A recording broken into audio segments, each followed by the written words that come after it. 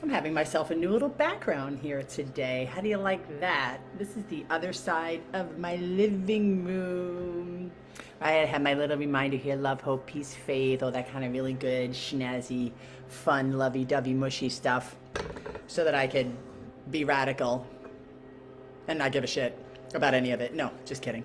Let's see. So, roadblocks and self-sufficiency and perfectionism and getting in my way, your way, our way, whoever's way. I don't know if I really believe there's an our way, because the more I think we think about stuff like our way, the more destructive it gets, because it's hard to make space for individual thinking.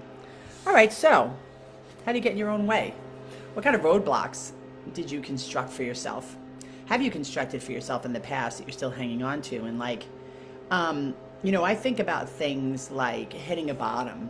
I think about when the time comes when people reach a point of devastation and desperation, and they, for example, seek me for help, or seek some form of spirituality for help, or a community, or a self-help group, or some other place where they feel like there's a sense of belonging and they can get help by feeling included, by identifying with people who have had their problem, but also have found something better, i.e. a solution, But what's interesting is that in order for any solution to work, in order for any community to really coddle me or meet my needs, I have to be super vulnerable and open to the ideas that community will present to me. And the only reason or way that I'm going to do that is if I'm desperate, is if I've hit a bottom, is if I'm in pain. And here's the problem. It's like the I see this again and again and again and again and again and again and again. It's like we hit some form of pain, and then everybody around us tries to prevent us from actually hitting a hard bottom, right? So maybe I'm experiencing some negative feelings, very human to experience stress, anxiety, depression, dark anger, dark, heavy emotions, which actually, I don't even really want to use the word dark, but people perceive them as dark because they get very heavy very quickly, because it's like when I experience those feelings, it's like I want to fight them, and it's the fighting them, and it's the fighting the darkness that gets me in trouble. But those feelings are hard for most people, and I think they should be. I think that rather than using the word dark, one should say something like exploratory, because to me, when dark feelings come, it's an indication that there's something really wrong, and I radically need to look at it. It's not like I kind of need to look at it, or maybe I'll look at it next week. It's like I radically need to look at it right now.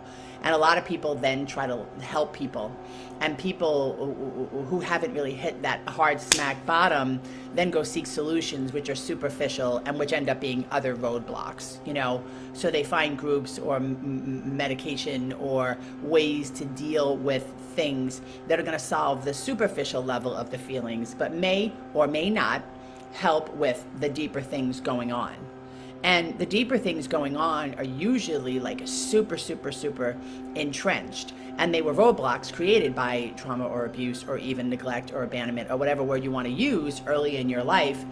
And since that time, since that pain, since those events occurred, you had built, have, and continue to build roadblocks to prevent you from feeling those feelings. But here's the deal: as an adult, I have to feel those feelings, and I have to frame them differently, and I have to move through them differently, and I have to stop blaming other people for them, and I have to stop eating, drinking, fucking, screwing, snorting my way past them, trying to ignore them or act like I'm not supposed to have them, and or trying to treat them superficially without dealing with the underlying problem, which is me, the way I think, and my lack of acceptance around the way that I feel, because I'm fucking undeniably afraid of that feeling, afraid of going back in time to when I first felt those feelings of loneliness and darkness and abandonment and grief and sorrow, and I could go on and on.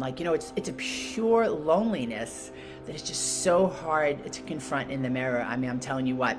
And I know people that have done it, and I know people that are on the other side of it. And those people that are on the other side of confronting that loneliness and that abandonment and that lack of self-sufficiency, or years and years and years of self-abuse and self-sabotage and fortifying roadblocks, those people who have addressed those things are free.